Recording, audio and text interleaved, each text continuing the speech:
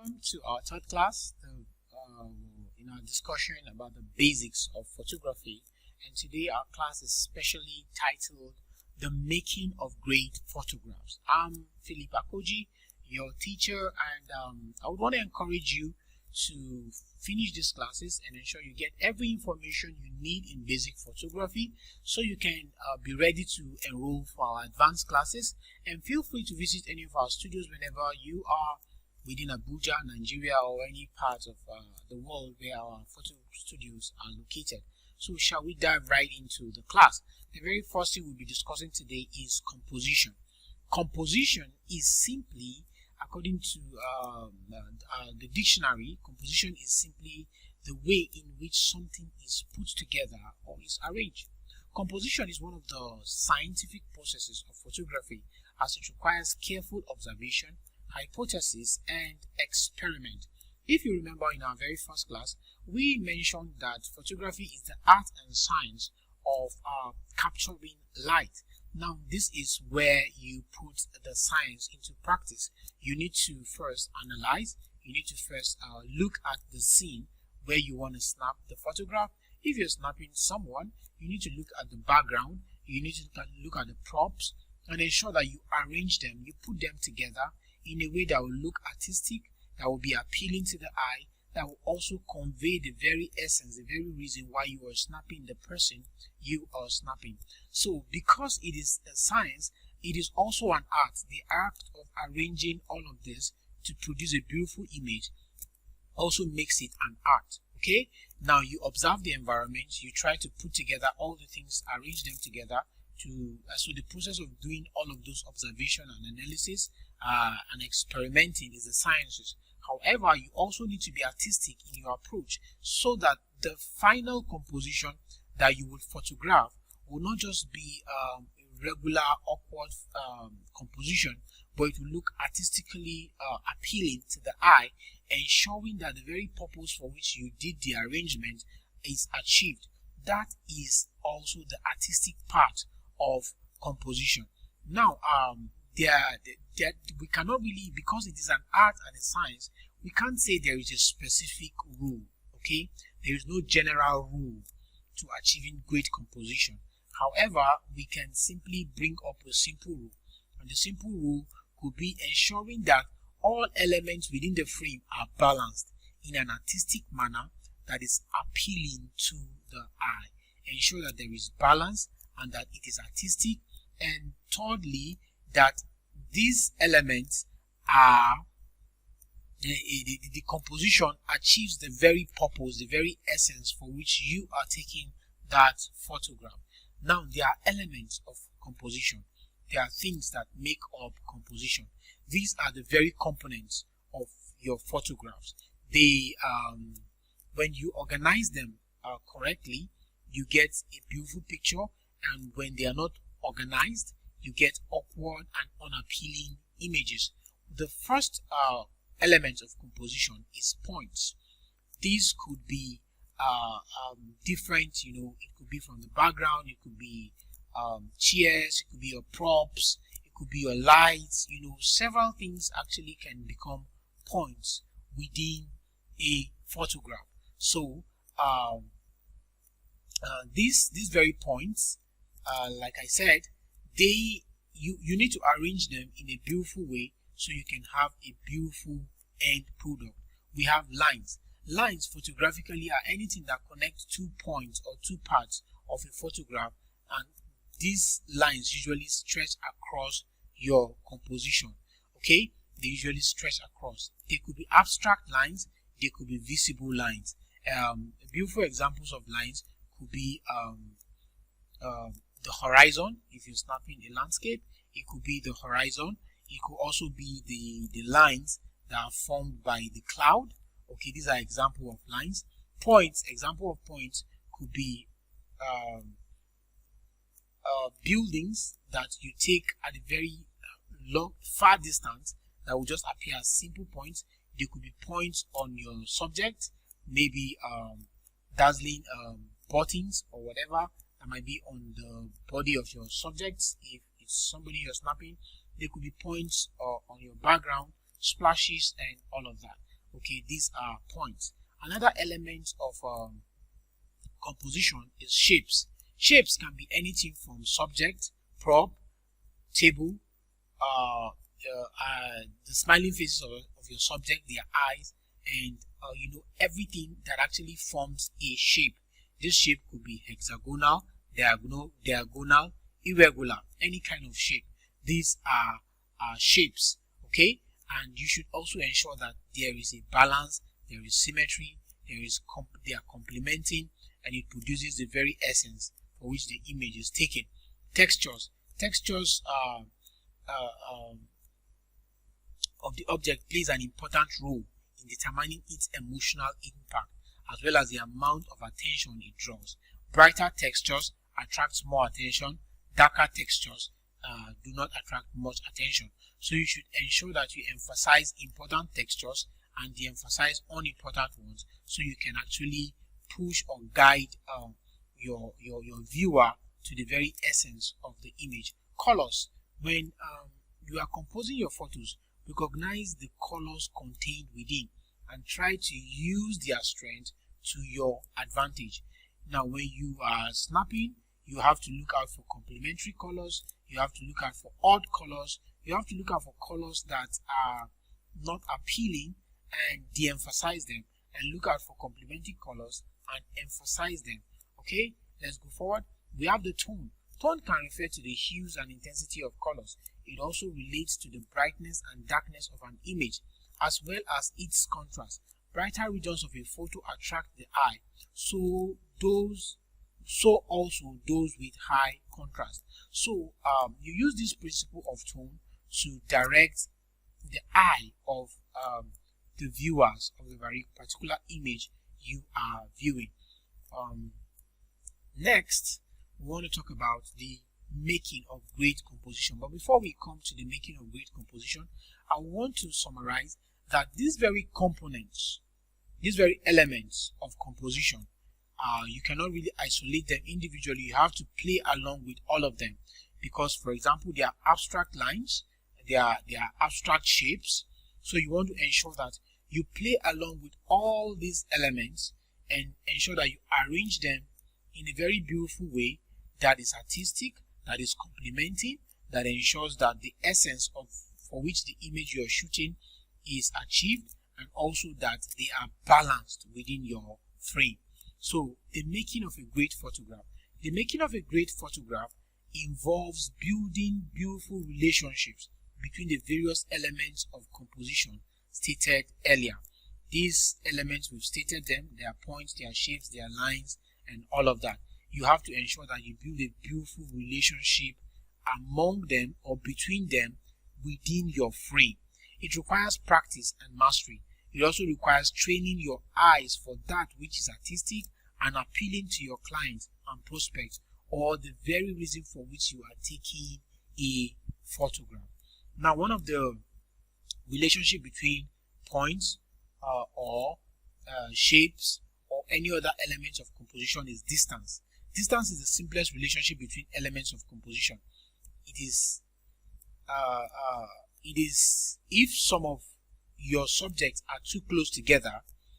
For example, if the points within your image is too close together, or the subjects are too close together, or they cross each other, the result could be distracting. So you want to use distance. For example, you have so many props within your background and they are clumsy, they are too close together. That would be a distraction. Okay, so you want to evenly distribute your props such that they will not be a distraction. You don't want your subject to be too close to the background such that the shadow will not be falling on the background, and you don't want them you might also not want them to be too close so the shadow will not be hard. Okay, but of course, if you want to shoot with hard light and you want to see the shadow, you can take them closer to the background so you can actually see it. So it depends on the end product, it depends on your aim. So you use the distance relationship to your advantage. Okay, there is the balance. Balance is about arrangement of visual weight in a photo. A balanced photo has similar levels of visual weight, balanced from the left halves and on the right halves. An imbalanced photo has more weight on one side on one side than on the other side. So you can actually use balance to also guide the eye of your viewer to a particular image. So there is no you can decide to put more weight on the right if you have a theme or a particular subject, or you want to emphasize a message you want to pass, that is on the right. But you should always ensure that there is a balance, okay? And if you're going to distort your balance, there should be a reason for distorting the balance so you can achieve an excellent image. We have space, and these spaces are two types. We have the positive space and the negative space. Positive space is any part of the photo that attracts attention. Negative space is the filler between regions of positive space. So when you have two spaces in your photo that attract attention, the space in between those two spaces is your negative space. Photos with high amount of positive space feel crowded, while photos with high amount of negative space feel empty. Okay, so you want to use space to your advantage. Patterns. Patterns are repeated decorative designs. Patterns tie up photos together. They give photos a reason to exist. Ensure patterns are balanced and artistically arranged in any photo you are taking. Now, when they are balanced and they are artistically arranged in a photo you are taking, your picture is going to be beautiful, it's going to be appealing, and it will achieve the very purpose for which it was taken. The next we're looking at is framing and cropping. Now, when you have decided on what you would have within your composition, the next thing you want to do is to frame it. So you're going to cut off what you don't need and cut in what you need, so you can have your final photograph. So the final cropping is what gives you the final photograph. Framing or cropping is the act of deciding what element is captured within a photograph. Framing is a very broad concept, and for that reason we shall limit our discussion to portrait photography, framing or cropping. So we're just looking at portrait, photographing people. How would you frame? How would you crop? What are the various places you should crop from? The framing in a portrait photograph could be full frame from head to toe.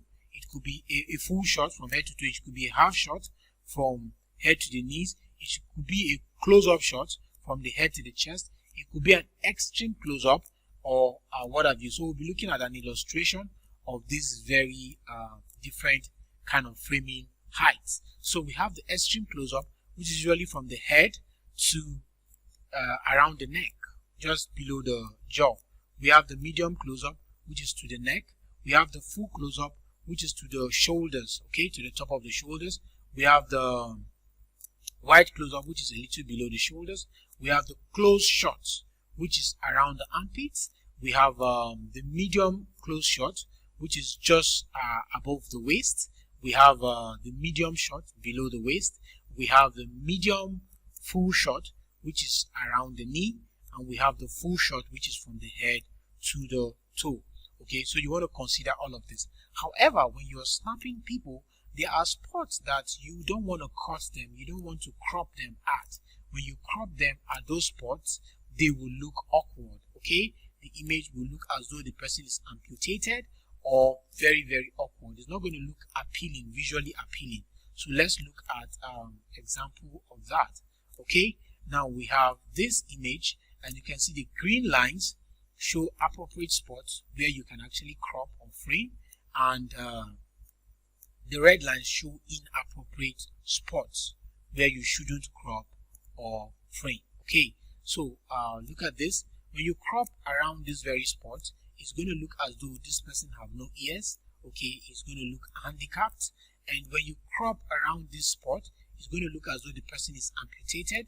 When you cut around this spot, it's going to look as though the person have no fingers. When you crop around this spot, it's still very much imbalanced. It's going to look as though his legs were cut off. And when you cut around this spot, it's still going to look as though he was, it's going to look very much awkward. And when you cut around this spot too, it's going to look as though his toes were chopped off. So you want to ensure that you observe this very point. As a general rule, what I would say is you should just observe joints, nails, fingers, toes are wrong spots to cut. And then when you have a shape around the body that is not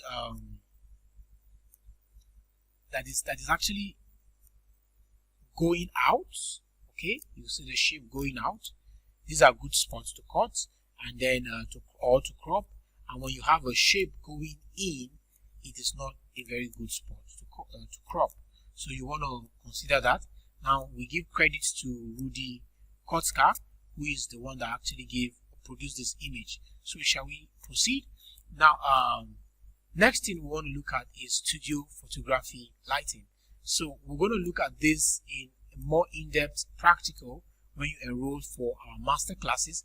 However, even with this information alone, you should be able to set up good lighting and shoot excellent photograph. This is our background, this is our subject, this is our light, and this is our camera. Okay, our light is usually going to be like this, and this is our camera. So in a situation whereby maybe you're going for an outdoor photography, or you just have one light, or you just want to play with one light, you can actually shoot with one light within a studio setting or an outdoor setting. Now usually you can place your light at angle 45 to the camera, either to your right or to your left, and ensure that your subject is actually facing the light, and then you shoot from this very angle. Okay, the light should be a little closer to your subject, so it should be a little above your subject, pointing downwards, so you can actually capture beautiful photographs. The next light we want to look at is butterfly lighting, which is just going to be right above your head, tilted facing downwards, and there should be a reflector directly below at the ground, just below your subject or in front of your subject, in order to reflect the light that is coming down, so it will reduce the shadows that will be under the neck of your subject. The next light we want to look at is the Rembrandt lighting setup. The Rembrandt lighting setup, you have one key light that is stronger on your right, and the field light that is not very strong, that will be on your left. This can be interchanged, okay, and you have your subject.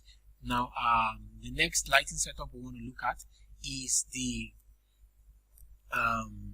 rim lighting setup.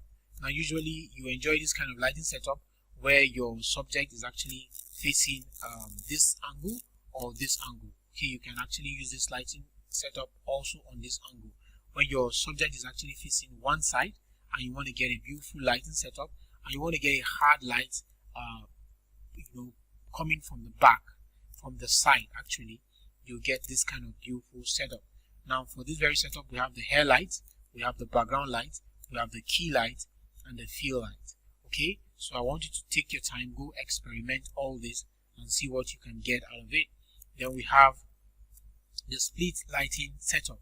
The split lighting setup, we have our background light, we have our hair light, okay, and we have our subject actually facing one way, okay, and then we have our key light this way and our field light this way. So you want to go back home and experiment this different lighting setup. Now this is the headshot lighting setup. We have our hair light, which is actually facing the subject from behind. We have our key light, which is more like the one light setup, okay, and you want to go experiment all these different lighting setup. For outdoor photography, you might also be invited to go shoot for outdoors, maybe birthdays, pre-weddings, weddings, or engagement events. You want to also carry your lighting kits along, and you want to be prepared. You want to master your different camera settings, because most of the shots you might be shooting might be candid shots or spontaneous shots. So while several lighting techniques could be adopted for outdoor shoots, the most widely used lighting setup for outdoor is the single light setup. But that doesn't mean that it's the only. It's most widely used by many photographers, but other photographers are very creative and use several other lighting setups. So you have to be very creative, you have to be prepared beforehand, and ensure that you deliver excellent photograph. And most of all, shoot at raw settings, so in case you make mistakes, you can easily correct them at the post-production. Next we are looking at is posing people and models. Posing is an art and probably one of the hardest parts of photography for most photographers. While there are no specific rules to posing, there are elements to note in order to produce excellent poses, and these elements will be discussing them briefly. One is that you should be real, be confident, be in charge of the shooting room, compliment your prospect, your clients, and your subject.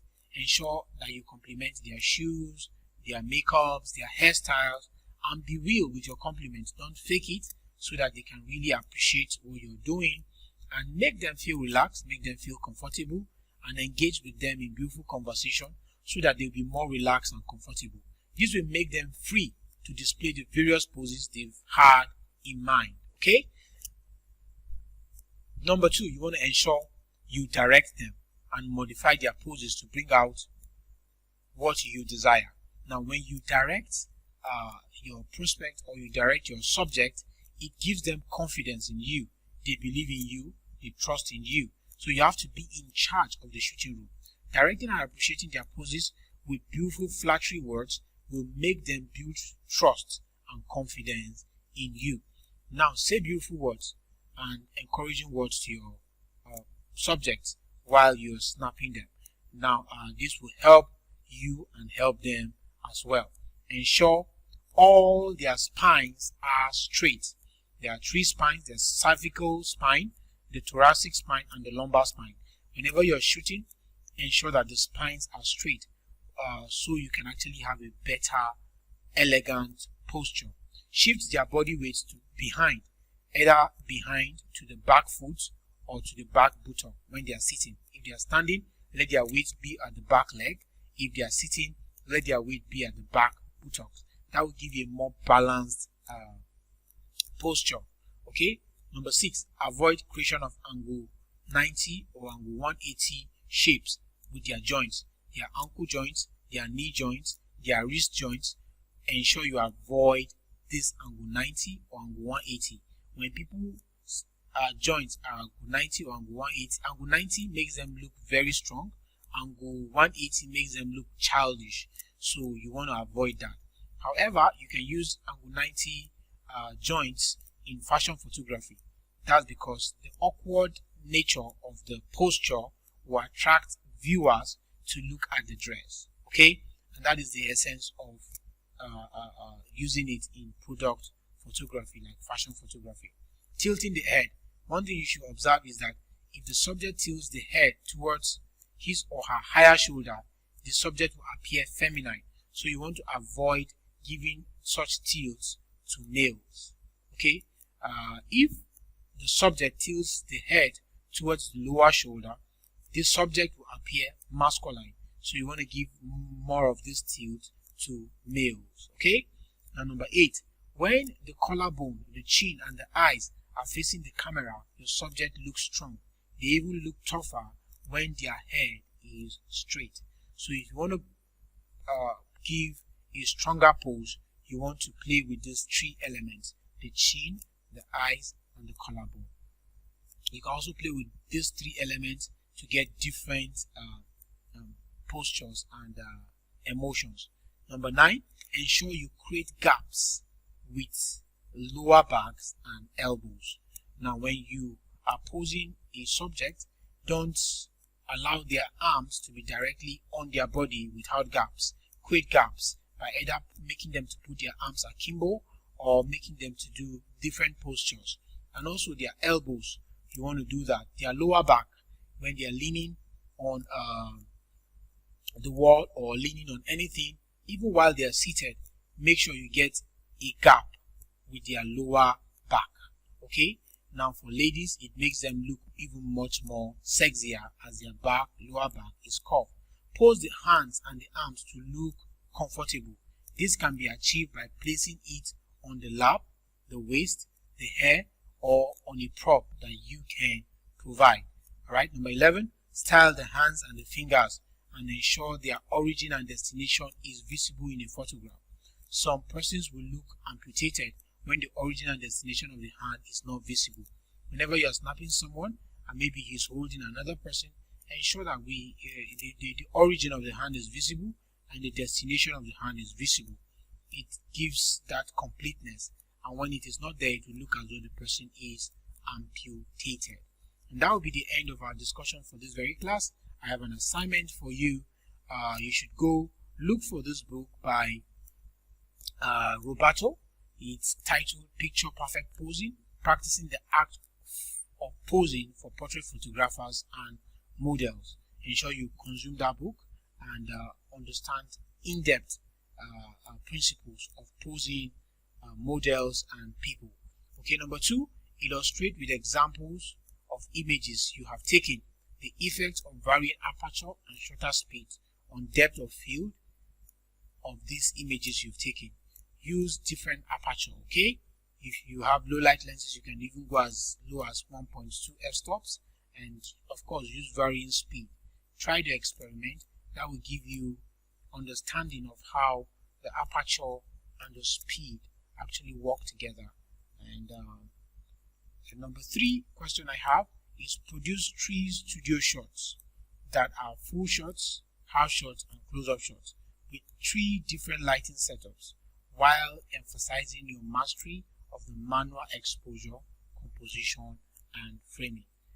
Number 4, produce 3 outdoor shots. Both they should be full, half, and close-up images with 3 different lighting setups while emphasizing your mastery of focusing, manual exposure, composition, and framing. Remember, we talked about the shutter button, and I mentioned that when you want to focus, you have press the shutter button to focus, and you completely press it to shoot. So when you are in our master class, you'll be able to get more details about that. Thank you so much for your time. It's been great having you in our classes. So until we meet again, please feel free to forward your questions and challenges about these classes, and I will make our time to attend to every one of them. Do have a beautiful day ahead and keep learning.